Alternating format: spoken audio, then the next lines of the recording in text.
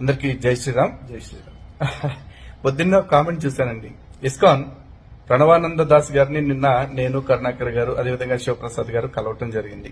ఈ కలిసిన ఫోటో పెడితే కొంతమంది ఏం కామెంట్ పెట్టినారంటే, పరమ శివద్వేషులైన ఇస్కాన్ వాళ్ళని కలిశారంటే మీరు ఏ పార్టీ ధర్మరక్షకులో మాకు అర్థమైంది అంటున్నారు. అయ్యా మహాత్ములారా, అర్థం చేసుకోండి. ఇస్కాన్ అయినా, అద్వైతమైన, ద్వైతమైన, విశిష్టాద్వైతమైన, శాక్తేయమైన, మరే రకమైన సంప్రదాయ భేదాల్లో ఉండేంత మీరు, మాకు ఏ దైవం పట్ల, ఏ సంప్రదాయం పట్ల ఎటువంటి వ్యతిరేకత లేదు. అందరి దేవుళ్ళు మాకు, సనాతన ధర్మంలో ఉండే ప్రతి దేవుడు మాకు పూజనీయుడే.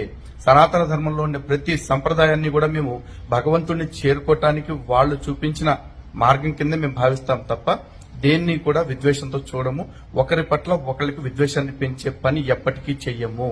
ఒకవేళ ఈ సంప్రదాయాల్లో ఉంటూ ఎవరైనా సనాతన ధర్మాన్ని అవమానించే ప్రక్రియ చేస్తుంటే అలాంటి వాళ్ళకు కూడా సున్నితంగా మేము వాళ్ళకి అర్థమయ్యేలాగా చెప్తామని తెలియజేస్తున్నాం తప్ప మాకు ఏ సంప్రదాయం పట్ల ద్వేషము లేదు, ఒకళ్ళ పట్ల రాగము లేదు. సనాతన ధర్మము అనేది మా లైన్. అందులో శివుడు, విష్ణువు, అమ్మవారు ఎవరు కాదు, అందరూ ఉంటారు.